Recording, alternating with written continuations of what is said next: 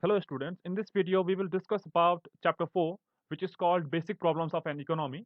In the previous video we have already discussed what is economy, but still let me remind you one more time that by economy we mean a system, okay, or an organization in which the goods and services are being distributed to the people for their satisfaction, okay. So let us see what are economic problems. By economic problems, we mean those problems or the issues which are related with economy. Okay, this is why it is called economic problems because these problems are focused only in the economic zone. Okay, only the economic issues are discussed here. That is why they are called economic problems. And there are many problems in economy. For example, high demand, low supply, high supply and low demand. For example, you must have heard doctors and nurses, protesting for the PPE kits.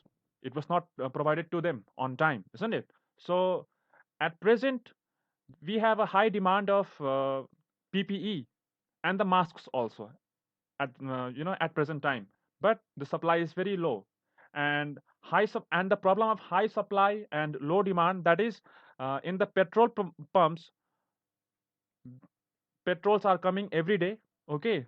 The tank is already filled, but the people, they are not going to the petrol pumps. Why? Because in the lockdown situation, very few are running the vehicles and the bikes, isn't it? So there is low demand of petrols, but the supply is still constant, that is high. And many more problems which may include your unemployment, low salary or income, or unavailability of goods, just as I discussed right now that the masks are still not available, including PPE. So these are the economic problems, okay. But in this video or in today's topic, we will discuss about the economic problems in a very theoretical manner, okay. So let us begin with the problems that we have to face in economy. Let us see that. As you can see on your screen, that in economy we have three basic problems. Okay, and these basic problems are: number one, what to produce and how much to produce; number two, how to produce; and number three, for whom to produce. As you must have noticed here in this first question, okay, in this first question, it has two sides. What to produce, that is what type of good we have to produce, okay, what classification of good we have to produce, okay, and in what quantity. By how much we mean the number of goods to be produced in the economy, okay, the quantity. And number two means how to produce, that is the process, okay, or the technique of producing a particular commodity, okay. You must be knowing very well that the production of tea and the rice, they both vary, isn't it? The tea and rice, they cannot be produced in the same way. So there is always a proper technique for a particular commodity to produce, okay. And number three, that is for whom to produce. Mm, by whom we mean the public, okay, the people. We will see it afterwards. So at present we have three basic problems, that is: number one, what to produce and how much to produce; number two, how to produce; and number three, for whom to produce. Okay, let us discuss these all one by one. But let me tell you that basic problems are also known as central problems of economy or the fundamental economic problems. Okay, so these all are the same. Like this one, as you can see here on this screen, that the basic problems can also be known as central problems of economy or the fundamental economic problems. They all are same. Okay, in various books or the various economists, they use this term interchangeably. So, but here is a question, that why do we have this kind of problem here? Okay, why we are having these three problems in the economy?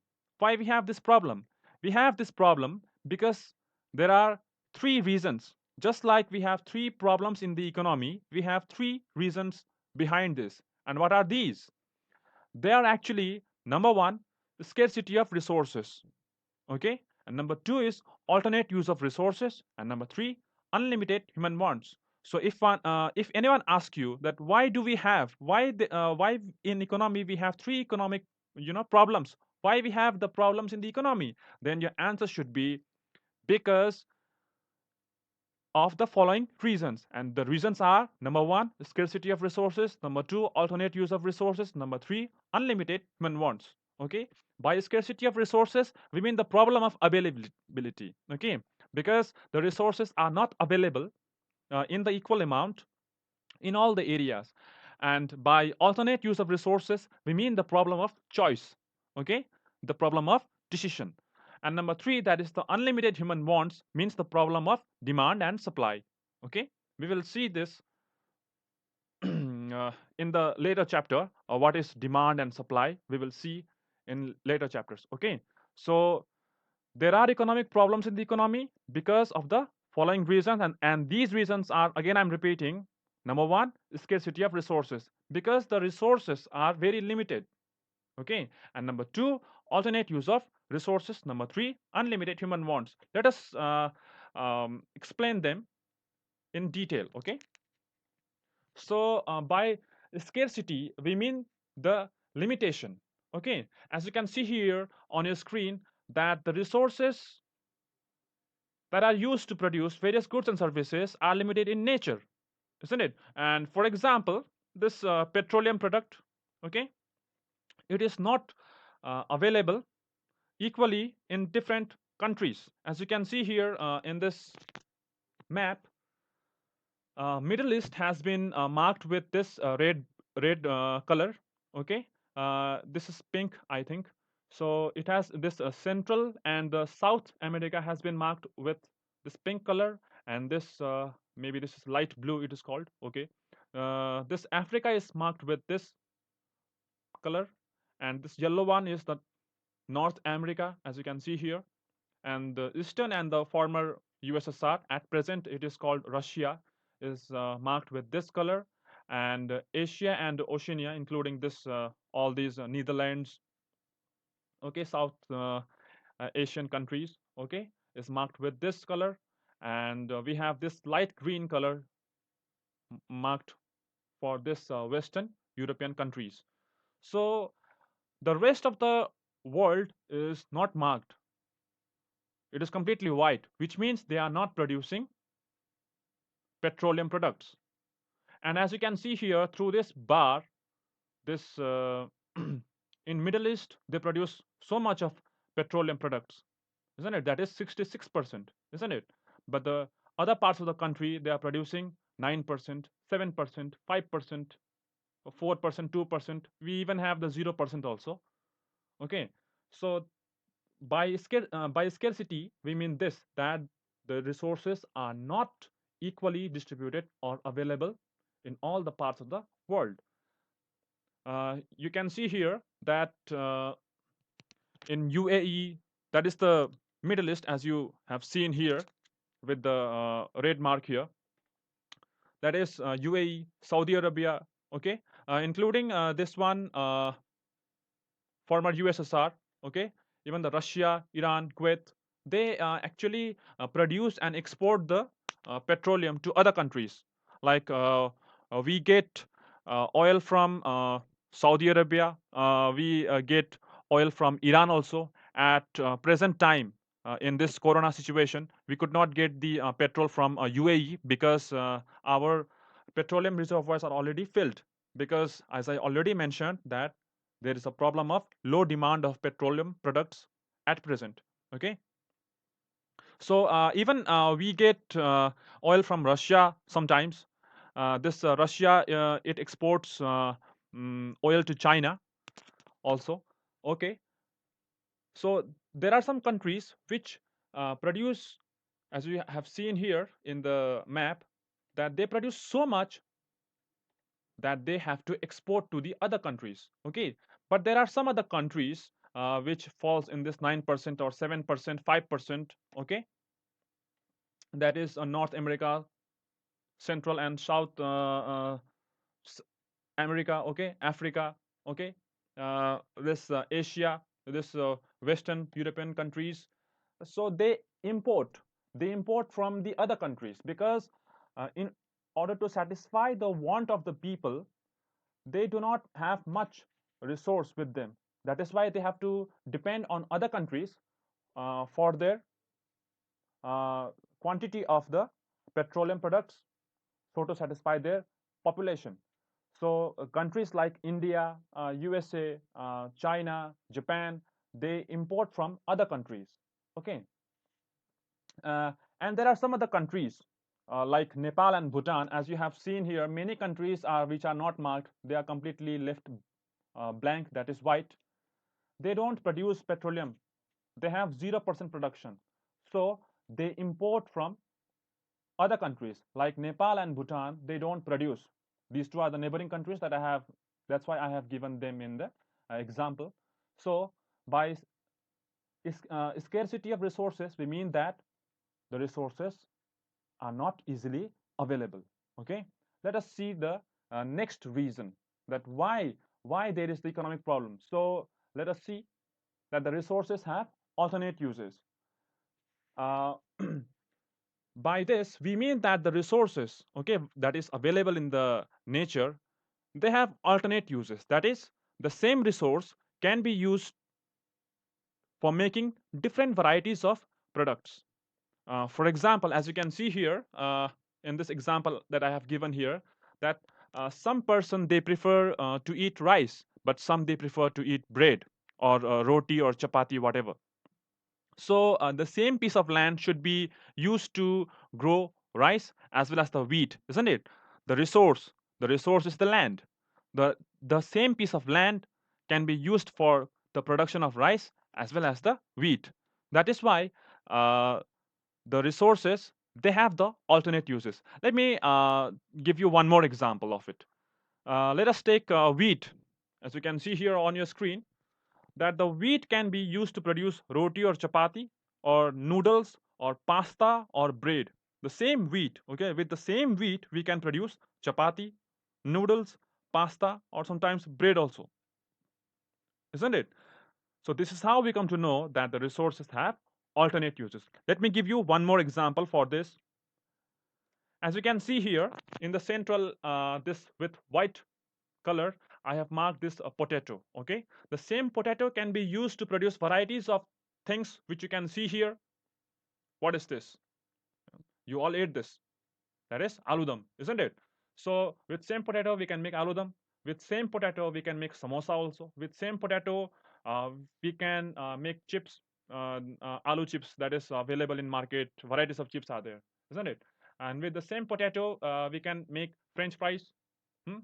And with the same potatoes, okay, using the same potatoes, we can mix it with varieties of vegetables to make various other products. So by alternate uses of resources, we mean this, that the same resource can be used for making varieties of products that is to be satisfied to the people. Okay, and number three, that is the unlimited human wants.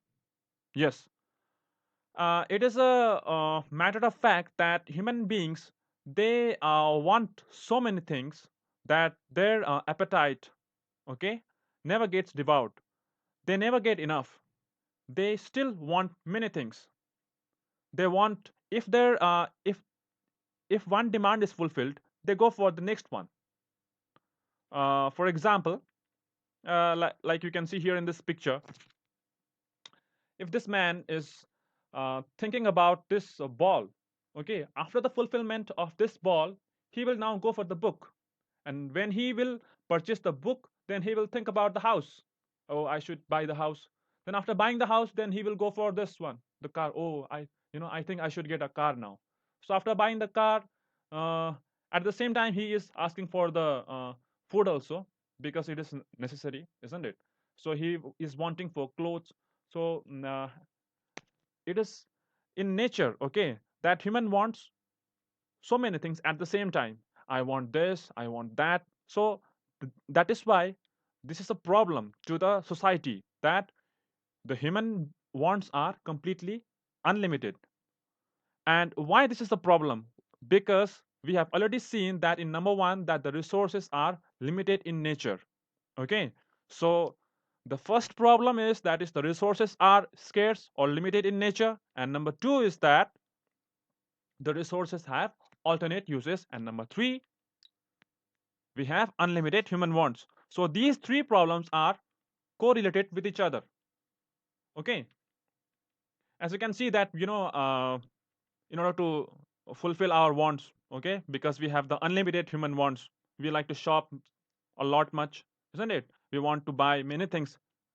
So this never gets enough. After purchase of one thing, we move on to the other one.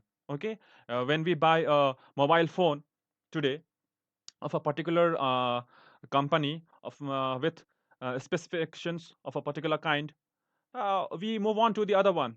When in the market a new mobile phone is launched, then we go for the next one and the next one. So it goes on and on. So we keep on doing the shopping. This is what it is called the unlimited human wants. So we should know that there is a classification of want. The want can be classified into three categories. Okay, number one, necessary. Number two, comforts, and number three, luxuries. By necessaries, we mean those items or the basic needs that is wanted. That is food, cloth, and shelter. Okay, these three are the basic human needs. It is a requirement without which we cannot survive. So these necessaries, as you can see here, are needed for our survival. And after the fulfillment of these necessity items, we move on to the comfort items. That is, if we are feeling hot, okay, we will look for the fan or AC. If we are feeling cold, then we move on to the heaters. Okay, if we have a problem in traveling, then we go for the bike or maybe car. Okay, and after the fulfillment of those things, we go for the luxury items. That is gold, platinum, and the diamond, jewelries kind. Okay, so these are the wants. So the highest degree of the want is for this one, necessity items. Okay, or the necessaries. It has the highest degree because food, cloth, and shelter is uh, very much necessary, is of high importance for our survival. Then we move on to the comforts. Okay, comforts, and then ultimately to the luxuries.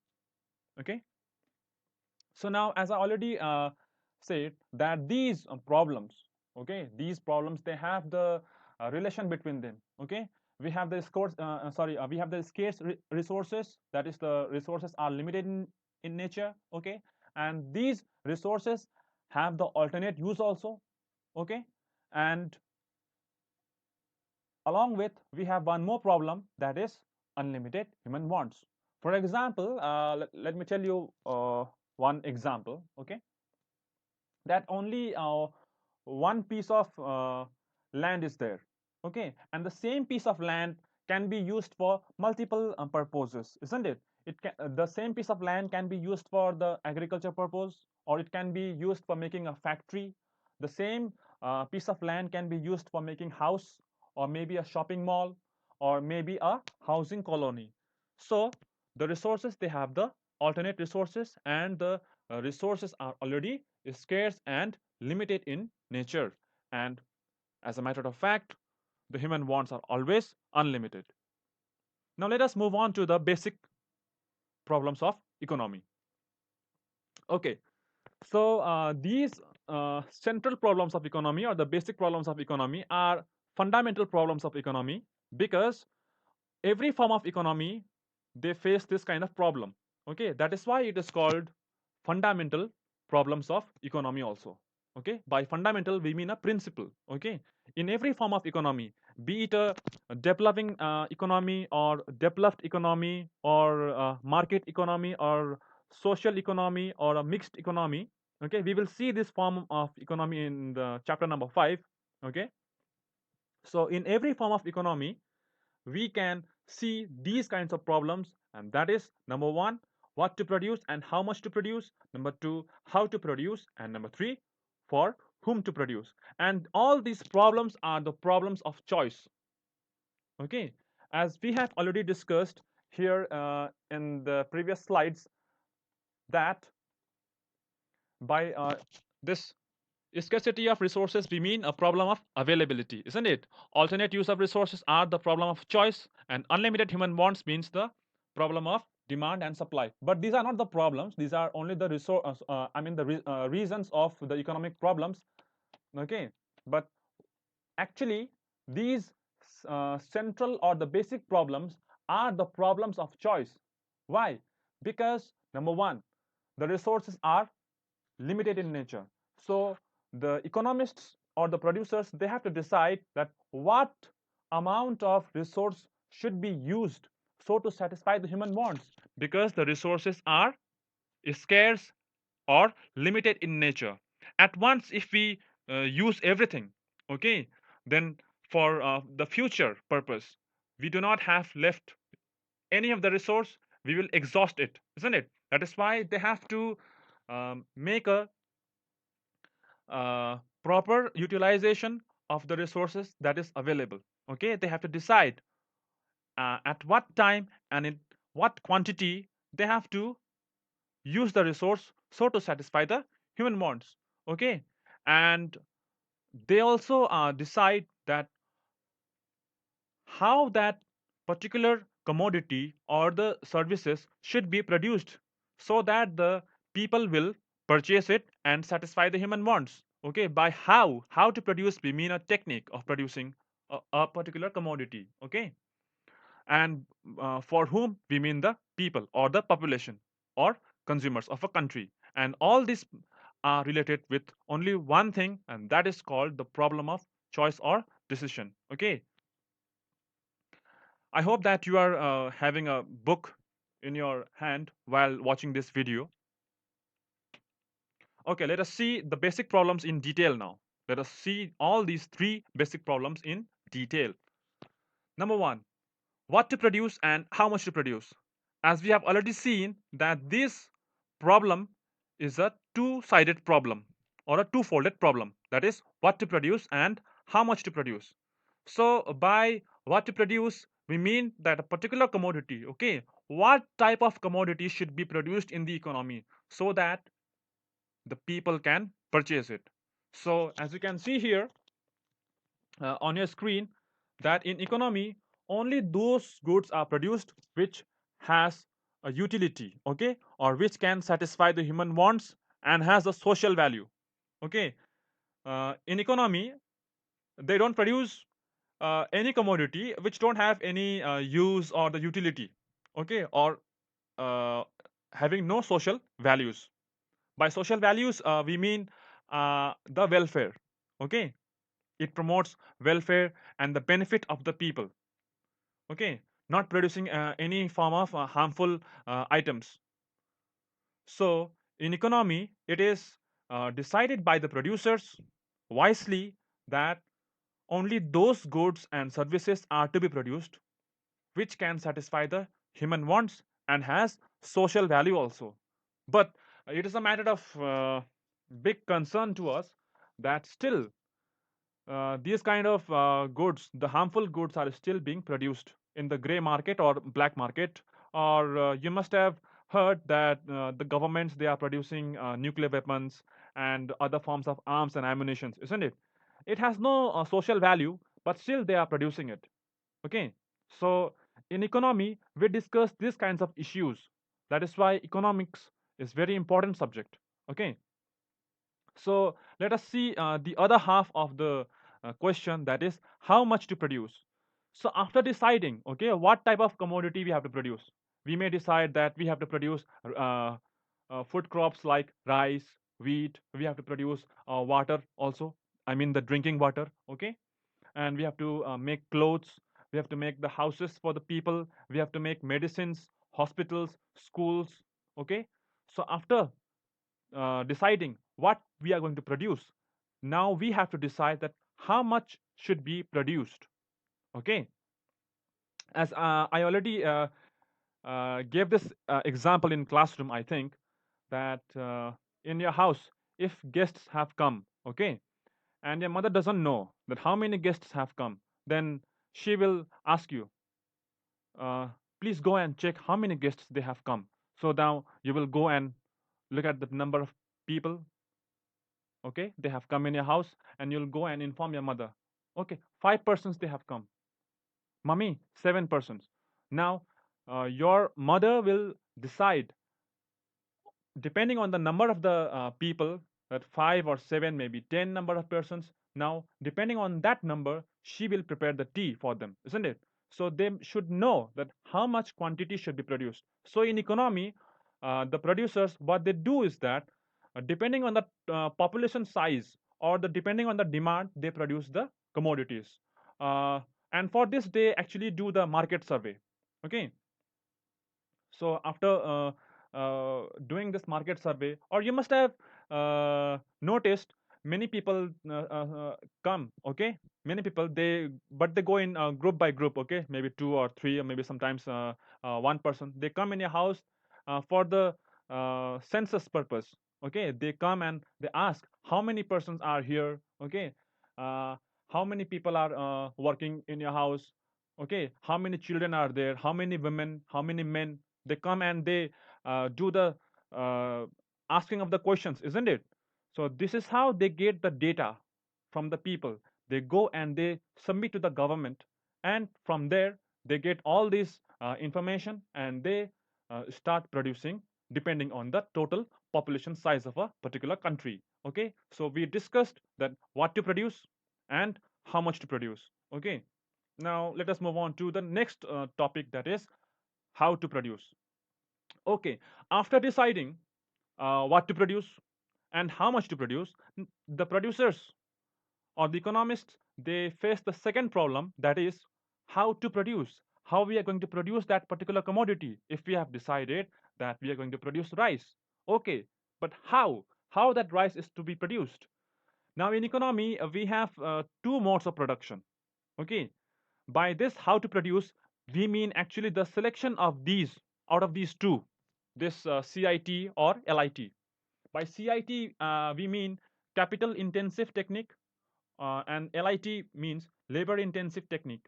Okay, so after the first problem is solved, then we move on to the second question, and then we think of a particular commodity, and then we choose which is appropriate for the production process. Okay, whatever is suitable, okay, they choose it. uh, for example, for the production of mobile phone, automobiles, okay, we have to use the capital intensive technique only. If we use labor intensive technique, then it will not be produced in a quality manner. If you come to know that these mobile phones are handmade mobile phones, will you purchase? No, no one will purchase that, because we will come to know that it may be faulty, isn't it? If you come to know that the car which you are going to buy is completely handmade car, obviously it may have loopholes in it, and it may not function properly, isn't it? That is why this manufacture of car, mobile phones are already done through the capital intensive technique only.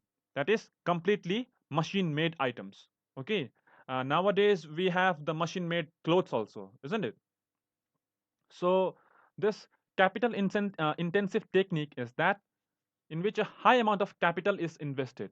By amount of capital, we mean amount of money that is invested. Okay, that is the amount of investment. Okay, high amount of capital, that is the money is used for making a particular commodity. By amount of capital, we mean the machines, the number of machines. Okay, in capital intensive technique, we use the number of machines more than the number of labors.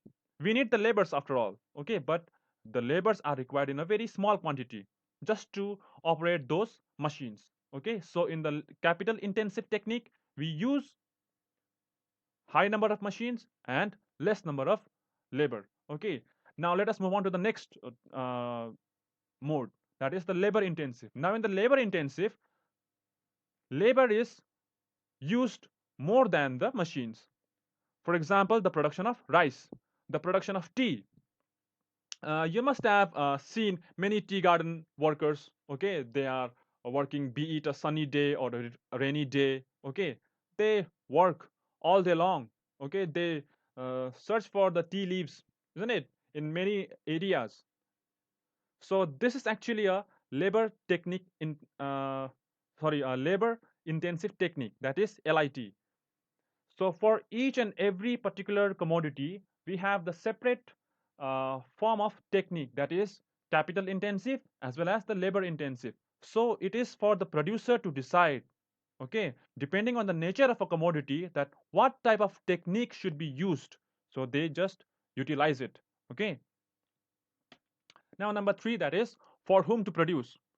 Uh, Sometimes the people, they think that, oh, for whom to produce, for us the people. But it is completely wrong, because in society we have two types of people depending on the purchase power or capacity, okay, or the purchase potential.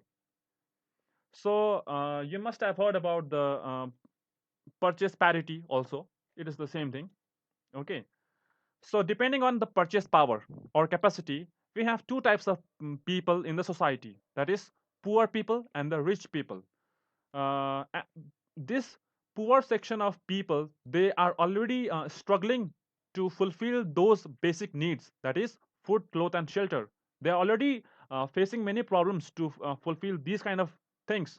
So how they can purchase a high amount of good? That is how they can purchase iPhone.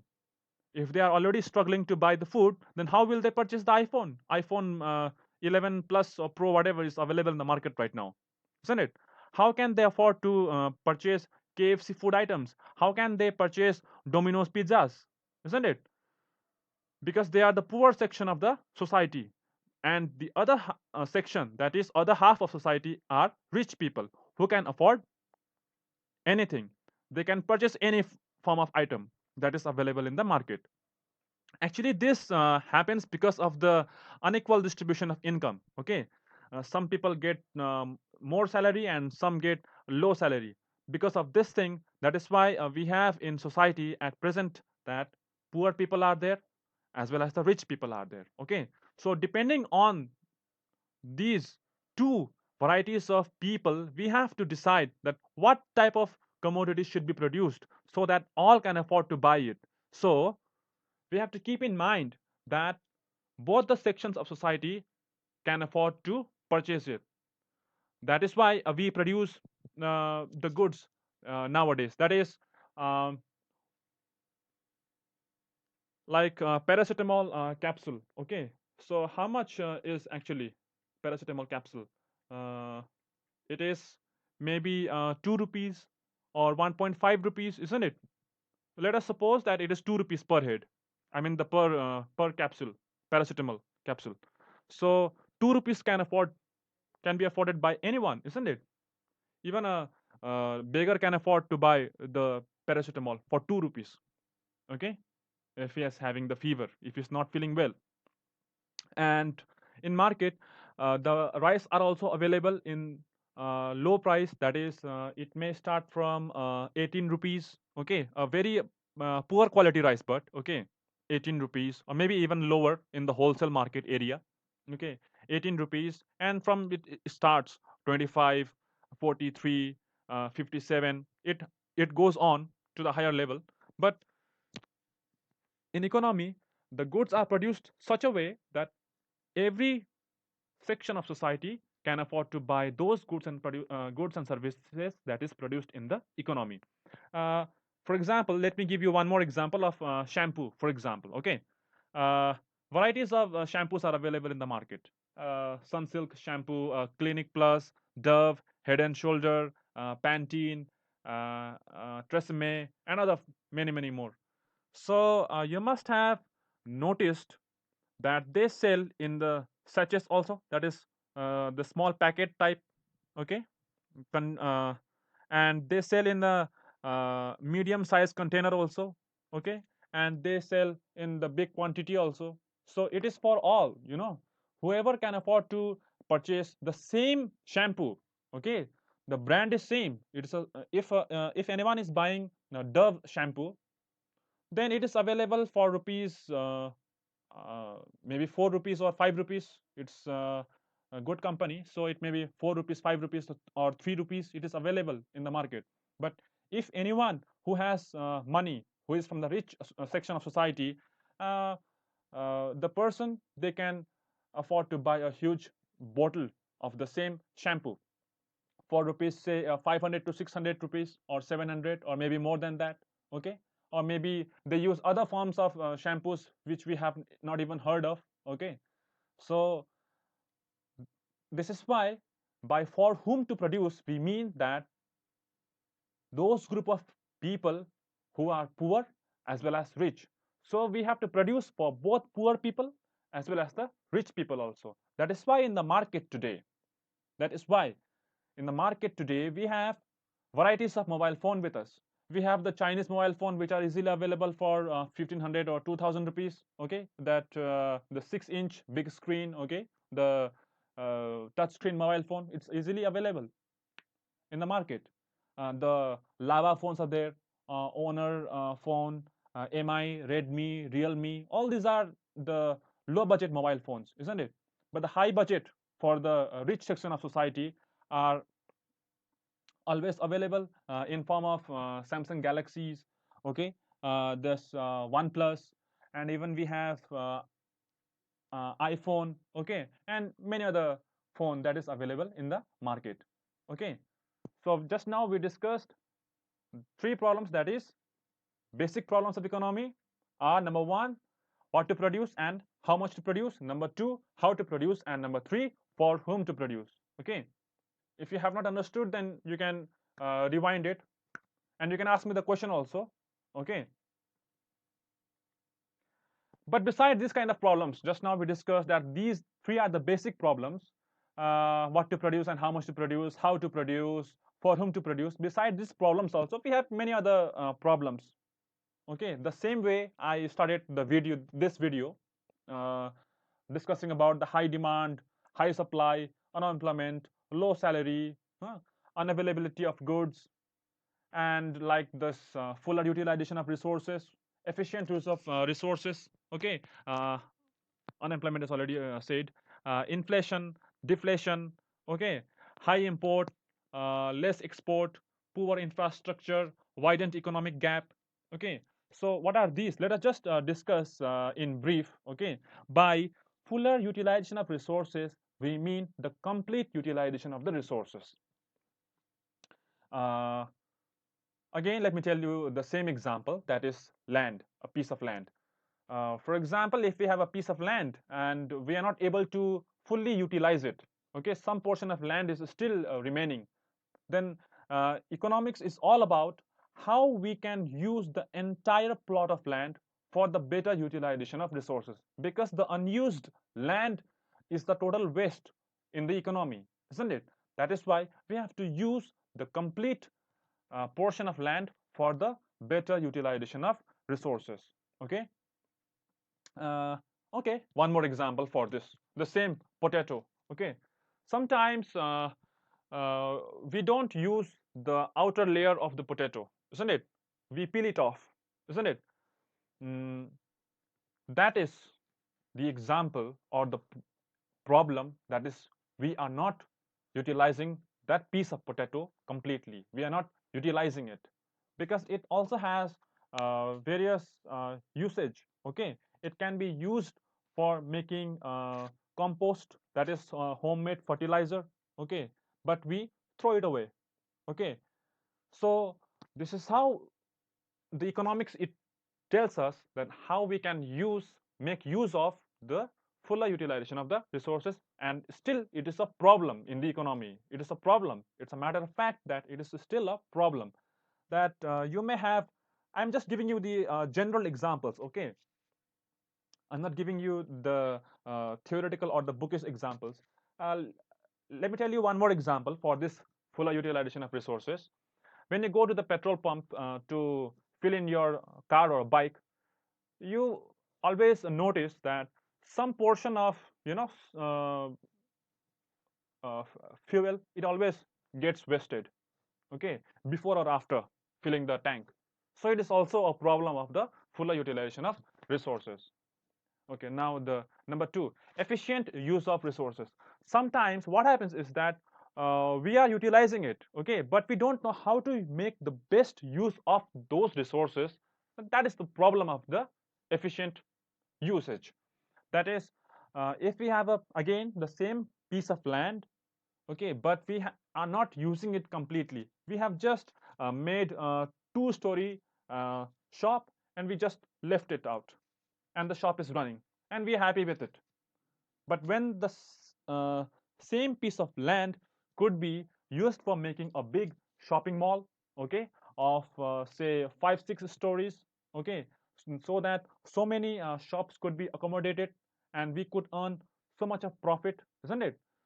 So this is the problem where the efficiency it lacks, and it is one of the major problems in the economy also.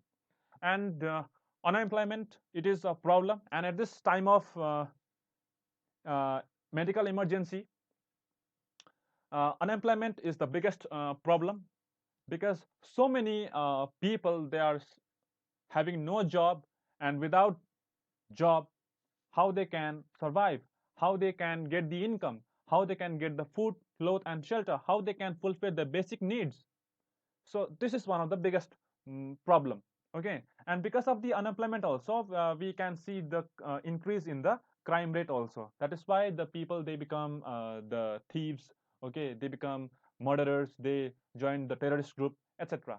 It is because of the problem unemployment. By inflation, we mean a situation uh, that the price of the commodities rise all of a sudden, okay. The hike in price of commodities is known as inflation. If, for example, if a pen was costing rupees 10, then the price has now increased to rupees 12. So this situation is known as inflation. If in the market, if the price of commodities it increases, then it is known as the inflation, okay. And by deflation, we mean a process in the economy or in the market that prices are cut down. If the price was 35, okay, let us say 35 rupees was the price per kg of tomato, let us suppose that. Now the price has been decreased to rupees 15. From 35, it has now decreased to 15 rupees per kg. So this situation is known as deflation. You must have noticed this, or you can ask your parents, mom, dad, then uh, do the price of rice and these vegetables, do they fluctuate? And they will tell you, yes, it does fluctuate in the market. Like the price of chicken also, okay. Uh, in Kalimpong, it was rupees 180, isn't it? So after that, it was 160 or 150, and slowly it fell down. That situation, that falling of price is known as deflation. If the chicken was 180, it came down to 160, then 150, 130. This situation is known as deflation. Now if the price is rising, okay, from 150 it is becoming 170, 180, 210, this situation is known as inflation, okay. Now high import and less export, this problem is also a biggest threat to any country, okay. Because if we are importing, by import we mean we purchase from other countries, okay. So if we are purchasing more and more foreign products, which means we are being dependent on a foreign country for our products. So this dependency is also a problem. And less export, by export we mean that we sell our indigenous products to the foreign countries, okay. So if in economy we have high import and the less export, it is all matter of big concern. Now the poor infrastructure, by poor we already know poor infrastructure. I hope you already know this infrastructure, isn't it? By infrastructure, we mean an arrangement or an organization through which the goods and services can be mobilized easily, isn't it? For the movement of the goods and services, isn't it? It is the movement of goods and services, is this infrastructure. So if in an economy, if there is a poor infrastructure, okay, if the setup of infrastructure is poorly built up, it is also a matter of problem, and it is a matter of economic concern. Widened economic gap, As you have seen in the previous slide here, that the difference between, as you can see here, the difference between rich and poor section of society is known as economic gap. So if economic gap is widening day by day, okay, if the gap between rich and the poor section of society is being widened up, is also a problem. Okay, so whoever have watched till now, you have come to know that why we have a problem in the economy. Okay, mm, the reasons of problems of economy and the basic problems of economy. Okay, so whoever have watched till now, I must tell you that these problems, that these basic problems uh, are completely a fundamental problem, or a problem that is faced by any form of economy, as I have already discussed. Okay, I'm repeating the same because now in the next slides we are moving towards a new topic that is known as the measures or indicators of economy. Okay, that we will see here about the economic growth and the economic development. Okay, so if you like to stop the video or pause the video, you can do it here, or if you want to continue, then you can watch the video continuously, but I want you to have the book by your side. Okay, now let us move on. Measures or indicators of economy, that we already saw that by economy we mean a system of distribution of goods and services with a view of satisfying human wants, isn't it? So how we come to know that the economy is moving forward, how the economy is being, progressed, how our economy is progressing in the future time, then we have the two indicators with us, that is economic growth and economic development. Okay, so these two are actually the measures, that is the indicator through which we can scale up our economy. Okay, so let us see what is economic growth and economic development. Okay, let us move on to this topic, economic growth. So by economic growth we mean a physical aspect. Okay, this economic growth, this growth and development, they both are different aspects. Economic growth is a physical aspect and economic development is a qualitative aspect. Okay, by growth we mean quantity and by development we mean quality. Okay, and this economic growth is a continuous process. Remember this. Okay, economic growth is a continuous process, whereas the economic development, uh, it is not a continuous process.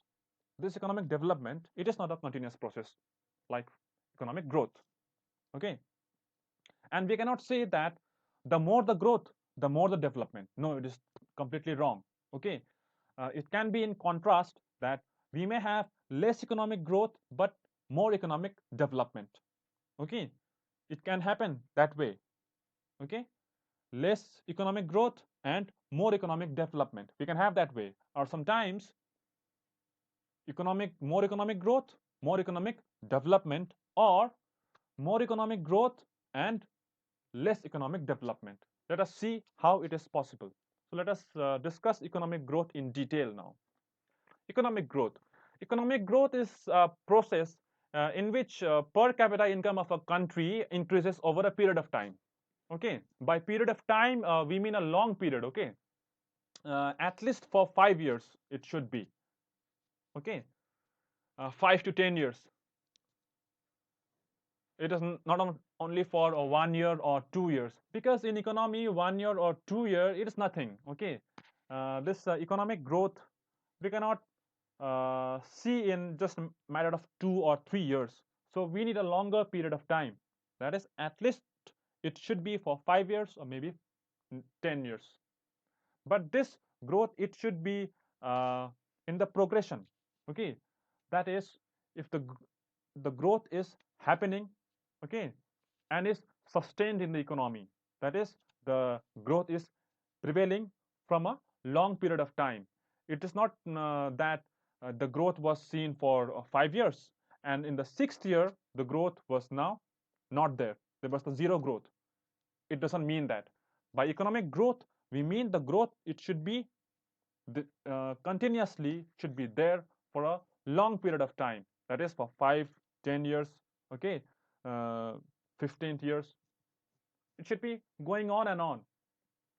So, uh, in this topic, we will discuss about the two sides of seeing the economic growth. Okay, the first aspect, it says that economic growth can be seen as the process in which the per capita income, okay, we will see the economic growth as the form of per capita, okay, but there is one more aspect that is known as the GNI aspect, or the gross national income. Okay, that one is quite confusing, but still let me explain you. So by economic growth, we mean a process in which per capita income of a country increases over a period of time. And by per capita income, or PCI in short, how can we calculate this? PCI can be calculated using this formula, that is PCI equals to total income of a country divided by total population of a country. So this is how we get PCI. By PCI, we mean this per capita income. Okay. So if in an economy, if there is a spontaneous growth over a long period of time, if in the per capita income, okay, then it is called the economic growth. By per capita income, we mean the per head, that is the per individual. Okay, per individual, if the income is increasing, if the income was say rupees 1000, okay, of a person, then it will increase 1000, 1100, 1200, 1300, 1400. If there is a continuous growth here, then it is called economic growth. Okay, let me tell you one more time. By economic growth, we mean a process in which the per capita income, by per capita income, we mean the per head or the per individual of a country, okay, increases over a period of time. That each and every individual is earning higher amount of salary every year. Their income is increasing every year. Okay, in 2017 it was 1000, let us say. 2018 it was 1200. 2019 it was 1300. 2020 it was, let us say, 1500, and it goes on and on. Then this situation is known as economic growth. But there is one more aspect to see this economic growth, that is this one. Economic growth can also be defined as the increase in output of goods and services over a period of time. Again, by period of time, we mean a long period of time. Okay, so economic growth can also be defined as the increase in output of goods and services. Okay, by output we mean that is how much we have produced. Okay, how much we have yield through the process of production. Okay, how much goods and services were produced in that particular year is known as economic growth, because this is the physical aspect, because we can count it, how many goods we have produced, how many services we have provided. This is called economic growth. But this point here, it gets tricky here now. Let us move on to this GDP concept. Uh, you must have heard about that this term GDP. Even in the news channel, GDP. People are saying GDP is falling down. We should worry about GDP has decreased. It has been decreased to 4.5%. Previously, it was running in 5.5%. It was nearing to 6%. Then, what is GDP actually? By GDP, we mean the total amount of goods and services that is produced within a political boundary of a particular country. Okay, example, India. Let us say India. Now, India produces so many goods and services, isn't it?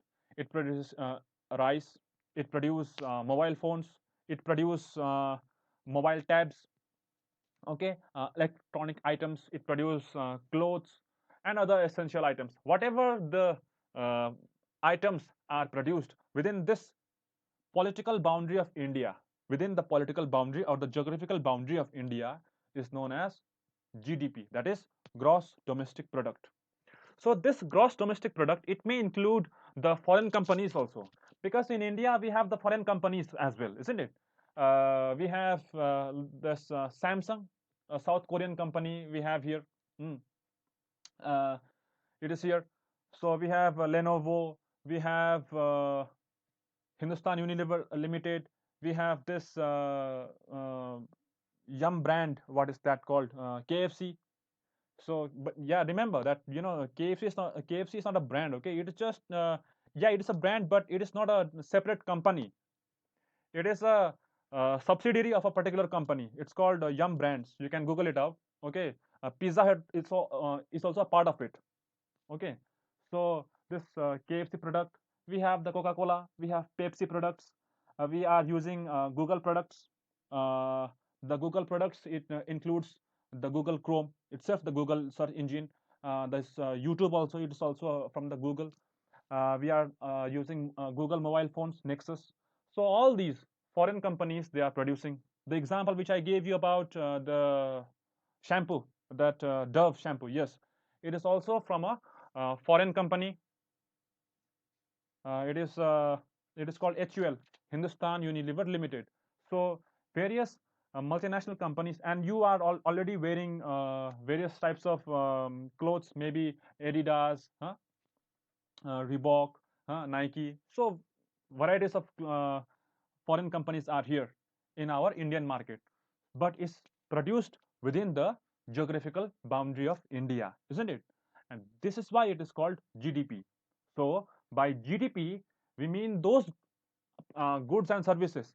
Okay, by those goods or the products, whatever is produced within the geographical boundary of India. Okay, be it the Indian company or the foreign company, whatever is produced within this region is known as gross domestic product. Okay, so if you have understood till now, then you can continue the video, or if you have not understood, then please rewind the video. Okay, please go back and listen to me one more time, or still if you have confusion, you can always call me. So we have understood GDP till now. Now let us move on to the next section. Okay, uh, but before moving, one more time, let me explain that GDP is the total number of goods and services that is produced within the national boundary of a particular country. For example, if within the national boundary of Bhutan, whatever they are producing, that is their GDP.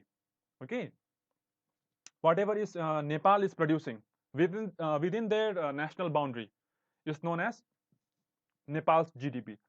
If China is producing, you must have noticed. Hmm, if you have iPhone, or many people are using iPhone, you must have noticed one thing that is written at the back of the mobile phone, that designed in California, made in China. It's about the iPhone. It's a fact about iPhone. Okay, that you are using a Chinese mobile phone, a China made company, isn't it? So iPhone is made in China. So where is iPhone produced? iPhone is produced in China, it is manufactured in China. So it adds into the GDP of China, because that iPhone is produced within the national boundary of China. Okay, because this iPhone is produced within the national boundary of China, that is why it is called the a Chinese mobile phone, and it adds to the GDP of China.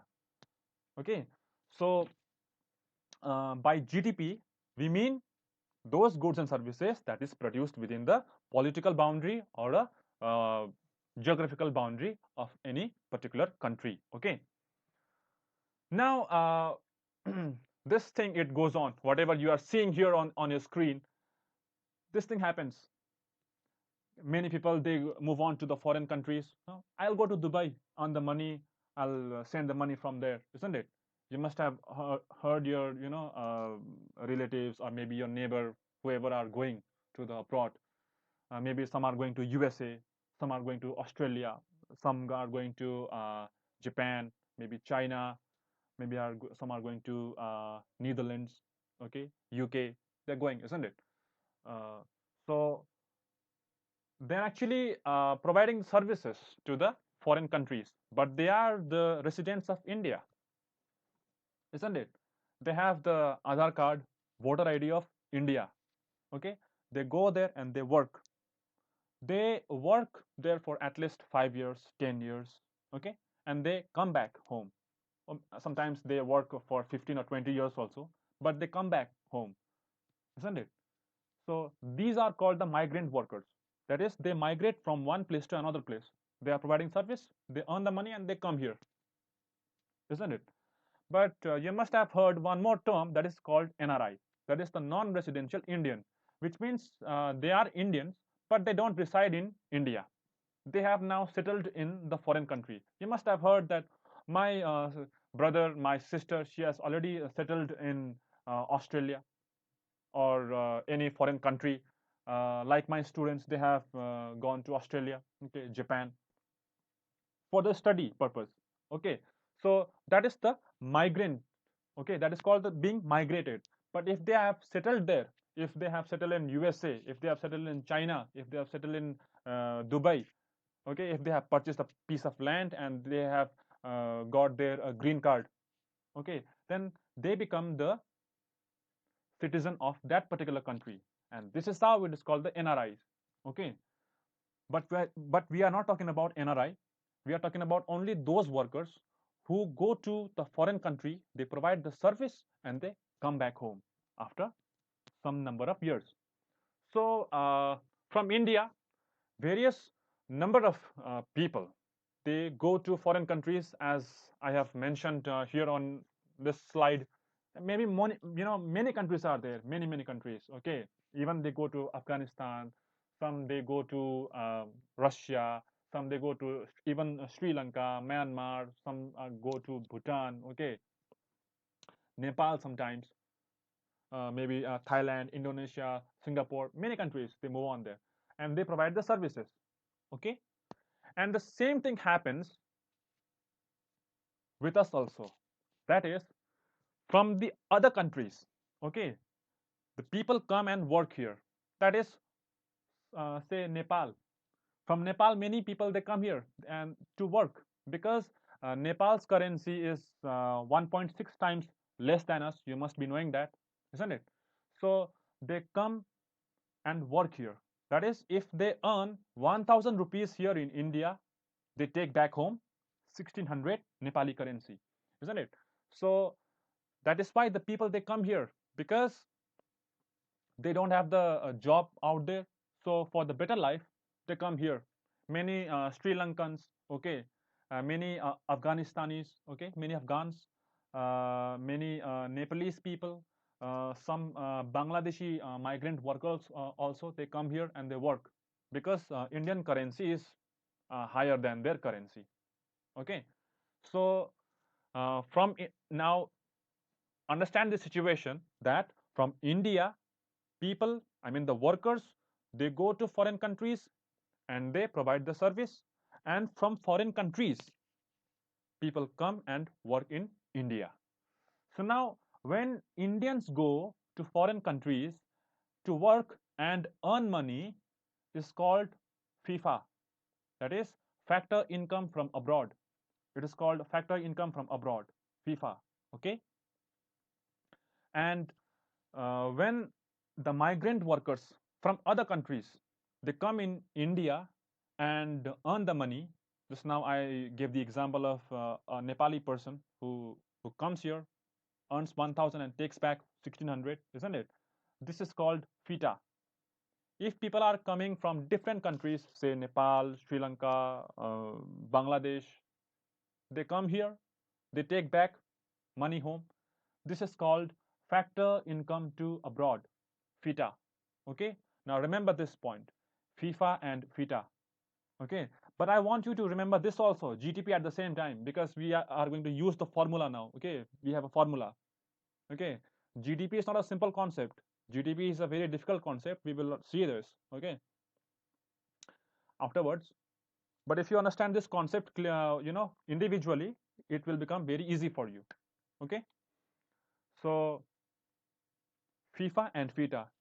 FIFA happens when Indians go and earn the money, okay, from abroad, and when migrant workers from other countries come in India and earn the money. It's called FITA. Okay. So now if we subtract FITA from FIFA, we get NFIA. That is called net factor income from abroad. Okay, because it is a formula and it is always assumed that FIFA is more than FITA all time. In an economy, it is assumed that way. Okay. However, this particular section, I'm telling you, this particular section is from class 12, but still you have to understand this point. NFIA, that is net factor income from abroad. Now, whatever we have earned from foreign country and whatever we are giving to other foreign countries, if we subtract the amount, then we get NFIA, that is net factor income from abroad. Okay, and this NFIA, it can be both positive as well as negative figure. It can be positive figure if FIFA, if FIFA is more, if whatever we have earned from outside is more than FITA, then FIFA is a positive figure. Okay, but if FIFA, that whatever we have earned from outside and whatever we are giving to outside, if it is, if this is less, if FIFA is less than FITA, then this NFIA will have a negative figure. If FIFA is more, if FIFA is more than FITA, then NFIA will be a positive figure. Okay, but if FITA is more than FIFA, then NFIA will be a negative figure. Okay, now we have still, now again I want you to remember this GDP concept. Always remember this GDP. Till now we have understood GDP, FIFA and FITA, isn't it? And after subtracting these two, we get NFIA, isn't it? Okay, now in this GDP, if we plus this NFIA, now in this GDP, if we plus this NFIA, we get one more concept, that is called GNP. GNP is called gross national product. Okay, and this GNP is equals to your GNI. If you are watching this particular section, I think you have book in your hand. Okay, in your book it is mentioned about the GNI, isn't it? Only the GNI has been mentioned. Okay, and it has not been mentioned out there how GNI is coming in. But I explained to you how GNI is coming.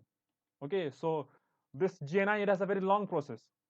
So till now we got this now. Okay, GNP. So if in GDP, if we plus this NFIA, we get GNP, isn't it? Now this GNP is called gross national product, isn't it? So by gross national product, we mean the total amount of goods and services that is produced inside the national boundary, as well as those Indian residents who went to the foreign country and provided service, isn't it? So altogether is known as GNP, that is gross national product.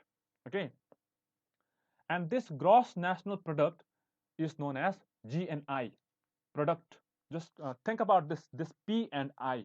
This is important. Okay, gross national, it is same.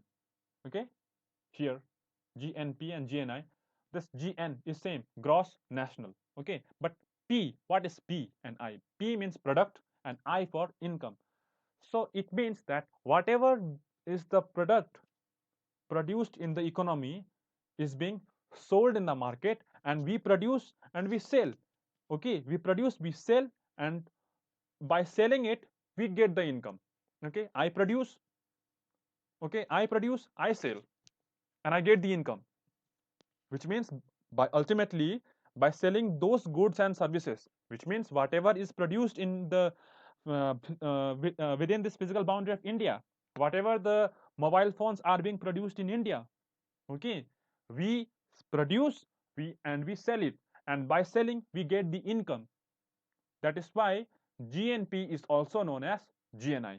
It is just the other name of it. So as you can see here, this particular picture, we have already discussed this circular flow of income before also. If you have not understood the previous chapter, I mean the chapter number 3, you will not understand chapter number 4. So if you still have not understood chapter number 3, please let me know. Okay. So we saw in the circular flow of income that whatever the firms they produce, I mean, whatever the goods and services they produce, they sell to the households. And households, by working here, whatever they get the income, they spend on it. That is the consumption expenditure, isn't it? So that is how we come to know that whatever the product we are producing within the national boundary of a country is only actually the income, because by selling those items we get the income, isn't it? So this is how we come to know that GNP and GNI are same. Okay, so let me tell you that if GNP, that is the gross national product, or GNI, gross national income, is increasing, okay, if there is an increasing GNI per capita over a long period of time, is known as economic growth. So don't you think, is it a, you know, a very complex situation here? Because GNI, this concept of GNI is quite a critical concept here, because the GNI, okay, this GNI, it decreases. How it decreases? Because it decreases if the number of population, okay, if the number of population it increases, then this GNI it decreases now. Okay, that is why this GNI concept, I mean this concept of understanding economic growth from the perspective of GNI is a bit confusing concept, and is not much you know mm, officially, not officially, it is still used, but it is quite difficult to understand. Okay, the concept of economic growth. That is why we understand economic growth from the perspective that per capita income of a country increases over a period of time, and it is a continuous process. Then only it is known as economic growth. Okay, so whatever I explained from here, this economic growth, can also be described as the output. Okay, from here you can see output here, this GDP, this complete slide here, FIFA, FITA, this NFIA, GDP, GNP, GNI. This is also indicator. It's also a scale to measure the economic growth, but this concept is quite confusing, and there is a loophole here. That is, the GNI it decreases when the population size if it increases. That is why this concept of understanding economic growth from GNI, we will not go from it. We will stick to our per capita income only, because per capita income and GNI it varies. It completely varies here. It completely varies. This GNI, that is gross national income, and per capita income is completely different from each other. So we will stick to this concept, which is very simple, that by economic growth we mean a process in which the per capita income of a country increases over a period of time. Okay, so now when just now we discussed that the foreigners they come here, they we go to other countries, from other countries like Nepal, Bangladesh, Sri Lanka, they also come here. Okay, so many people are moving, and moving here and there. So does it affect our per capita income? No, this per capita income has nothing to do with that concept. Okay, per capita income is only about the total income of a country, whatever the income is generated within the national boundary of a country, okay, divided by the total population size of that particular country, we get the per capita income. And if this per capita income is in the increasing trend, okay, if uh, if it is increasing, say 1%, 2%, 3%, 4%, if this is increasing in the ascending order, if there is a progression here, then it is called economic growth. Now we understood this point, economic growth, isn't it? Now let us move on to economic development. Economic development is much more simple than anything. Okay. But before that, we should know, okay, we should know that this what is real PCI, okay. By this per capita income, okay, in economic growth, we do not talk about the per capita income, but the real per capita income. It should be real in nature. Okay, so what do we mean by that? Now, what is that concept? I did not explain you about this thing. Let us just forget about it. It was this picture was in relation with this household and the firms. I just wanted to show you that this this shopping mall, it sell you the products as well as it provides you the job opportunities, isn't it? So that is the same concept. That is the product I produce, I sell, I earn the money. That is, I produce. That is, we go to the Shopper Stop, Spencer's, as you can see here in the picture.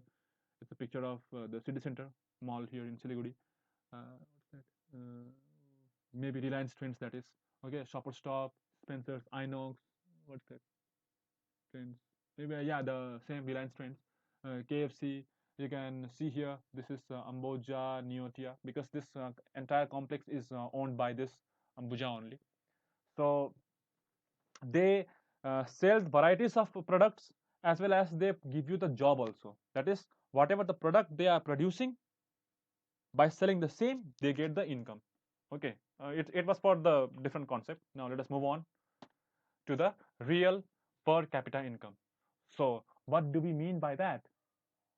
Let us say that if there is a change in the person's income, okay, if the person's salary is increased by 10%, okay, and at the same time price also increases, price of commodity also increases, then it is not called real PCI. It is not called a real PCI. Okay, why? Because uh, income is increasing, okay, by 10%. Okay, income is increasing, but at the same time price of commodities are also increasing. So at that point of time, the person, whatever he is earning, he has to spend on buying the commodities. Okay, so at this point of time, we will not say that it is a real per capita income. Real per capita income is a situation in which income is, the change in this delta. Don't think that this is a triangle. Okay, this is not triangle. Okay, in economics we use this triangle to denote delta, and by delta we mean change. Okay, so the change in income should be more than the change in price. Okay, so we will see that in a chart way. Let us see this. Okay, as you can see here in this particular first chart, as I have mentioned here, no real increase in per capita income, no real increase in per capita income, yes. So it should be this should be the graph. Okay, this should be the chart, that what is the real per capita income. Because the concept of real per capita income, it says that some portion of income should be left in the hand of the consumers, so in order to save it. In previous chapter we saw saving, isn't it? What do we mean by saving? Okay, so whatever we earn, we spend some portion and we save something. Okay, and by saving we can invest the same amount for the betterment of our life. That is the main philosophy behind this concept of real per capita income. By this real per capita income, we mean the income is actually increasing over a period of time. Okay, so you can see here in this first table, income here. Let us, this one's old, new. Okay, let us first see this old and new. And the income was, previously it was 10,000 and now it became 15,000. So what is the change here? The change is 5,000. So 15,000 minus 10,000, it is this 5,000. Okay, so there is an increment of 5,000. So if we see the change, now how can we see this change? There is a mathematical formula. This change divided by old into 100, we get this amount, 50%. 5,000 divided by 10,000 into 100, we get this 50%. Okay, so now at the same time, let us assume that whatever he was earning, he is spending the same amount of money. Let us say that he was earning 10,000 and he was spending 10,000 entirely on the consumption expenditure. So he was not getting anything in his hand, but nothing is being remained, isn't it? Previously. So he got the increment in his salary. It was 15,000 and the person was very happy. Now I have this increment of 5,000 and my expense is 10,000 only. So this 5,000 is my income now. I mean the saving. This 5,000 I will save. But from the other half, now you can see here the expenditure, the price level also increases. Okay, there is a inflation in the market, let us say that price is increasing. So now his total expenditure again it becomes 15,000. So whatever he is earning 15,000, he is spending the same amount of money, 15,000. So nothing is remaining here in his hand, zero, as you can see here. There is nothing, and this situation is not called real increase in per capita income. You can see here the income is increasing. Yes, income is increasing. If previously the income was 10,000 and the new income is now 15,000, yes, income is increasing. In a way, the income is increasing from 10,000, now it has become 15,000. But this is not the real increase in per capita income, because the price is also increasing at the other hand. Okay, that is why it is not called real increase in per capita income. But this situation that I have mentioned you, okay, that here you can see here this, the by delta, this is the delta, not triangle. Okay, delta change. So by delta we means the change. Okay, the change in income should be more than the change in price. As you can see here, what is the change in this? Previously it was 10,000 and the new salary is 18,000. Expenditure, it was 10,000 and the new one is how much? 15,000. So what is the change here? The change in income is 8,000 and the change in expenditure is 5,000, isn't it? So which one is higher? Is it 8,000 or 5,000? 8,000 is more, isn't it? 8,000 is more than 5,000, which means the change in income is more than change in expenditure. I mean the change in price. So in this situation only, we can have a real per capita income. So you can see here the old price was old income was 10,000 and the new salary was now 18,000. Uh, old expenditure was 10,000 and the new expenditure is 15,000. So both are increasing, isn't it? Salary is also increasing, price is also increasing, but the change in price is more than the change in the change in income is more than the change in price. You can see here the change in income is more than the change in price. Income is increasing by 8,000 and change in price, that is the expenditure, is increasing by 5,000, isn't it? So this 8,000 is more than change in price. So this situation is called the real increase in per capita income. And for the economic growth, it should be the condition. This should be happening from at least 5 to 10 years, and this should be in a continuous progression. It doesn't mean that for 5 years it will continue to happen, or maybe from for 10 years it will happen, and after 10 years it will start decreasing, or it will stop there. No, it shouldn't be that way.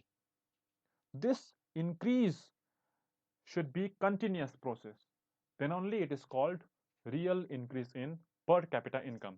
And if there is a real increase in, okay, if there is real increase in per capita income over a long period of time, then we can call it as the economic growth. So from this definition, we can see here, you can refer to the book also. I have taken these points which I have mentioned here, these 3 points from your book only, that it is appropriate to define economic growth in terms of per capita income.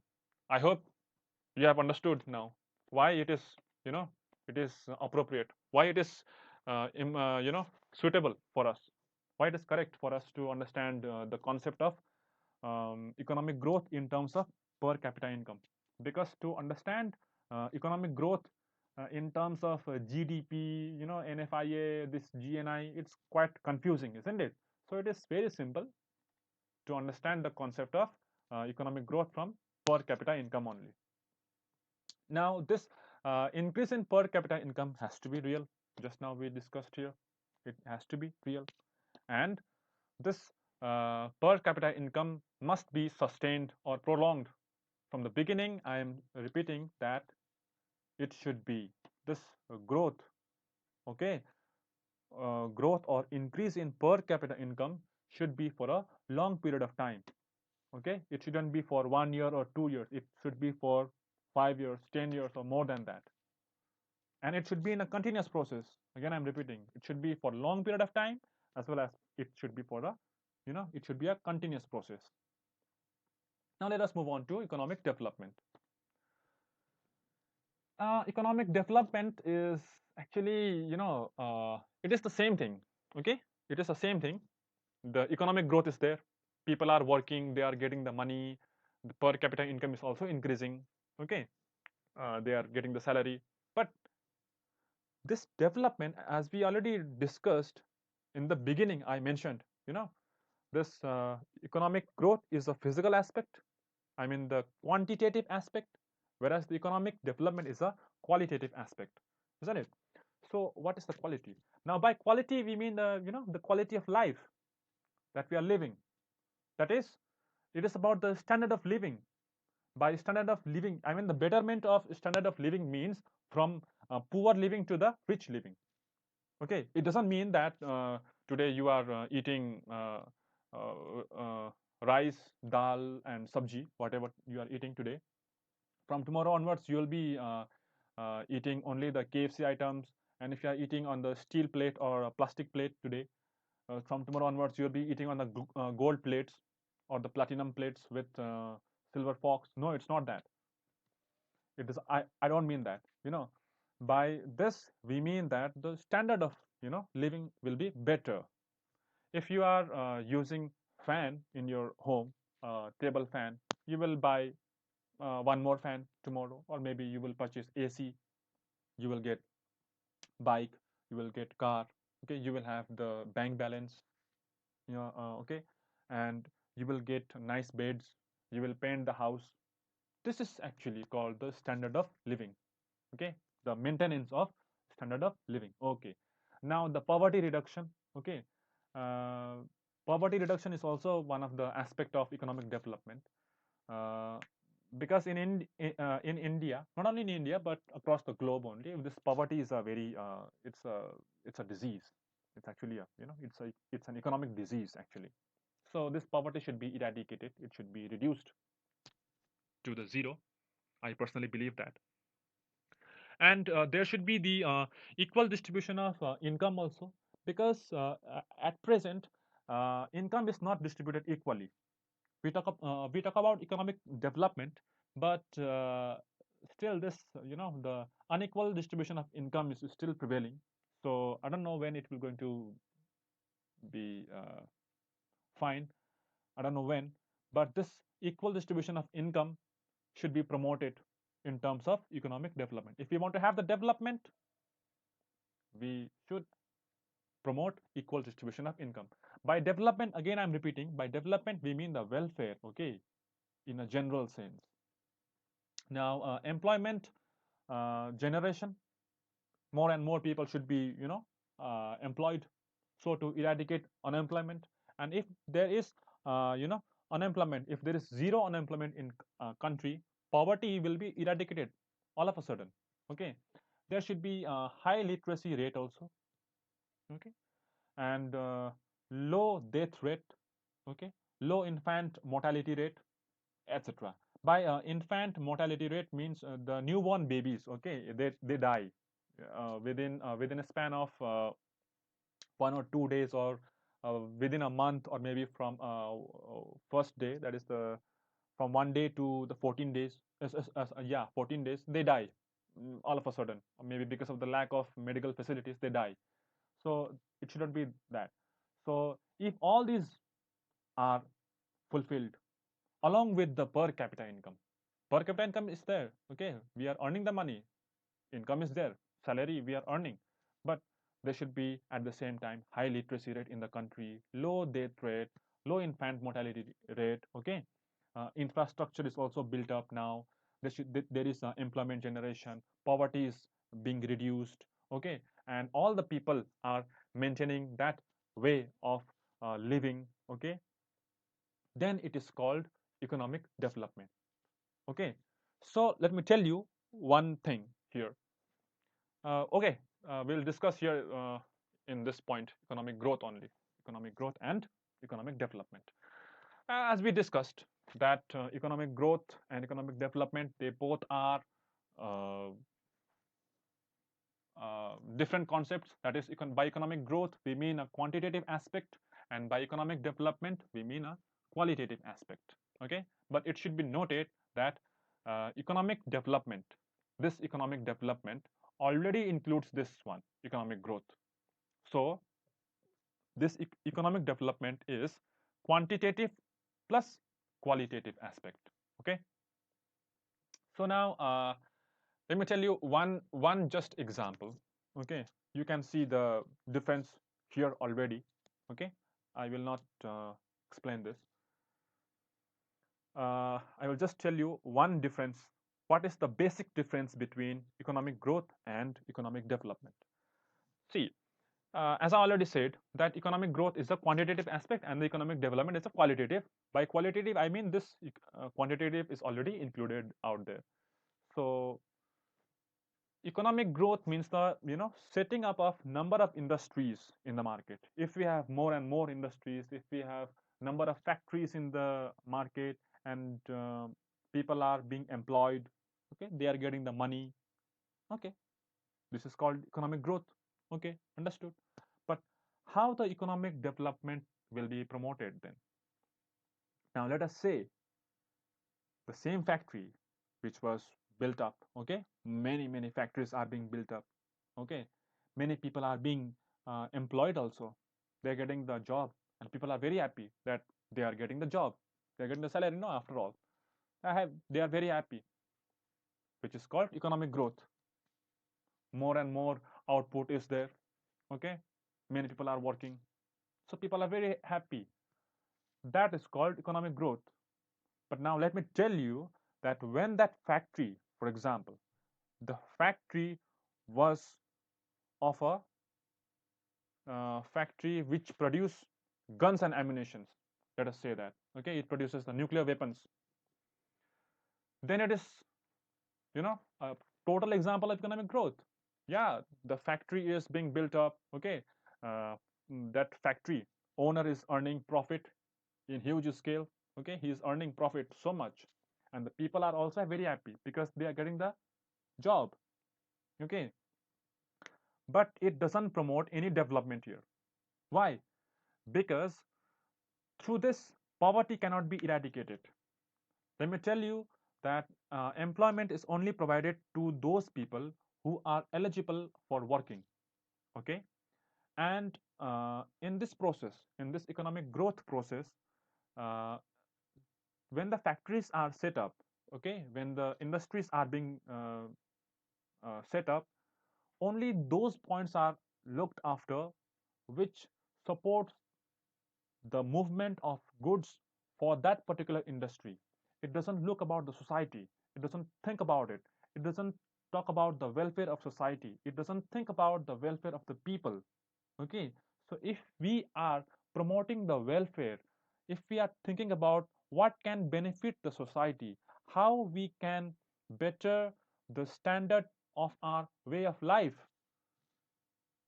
okay, how can we eradicate this poverty, how can we increase the literacy rate in our country, then it is called economic development. So this economic growth and economic development, they both are completely different things. And by having economic growth, we cannot achieve economic development all the time, all the time. Okay, just like in this example I gave you about the factory of nuclear weapons, it promotes economic growth, but it doesn't promote economic development.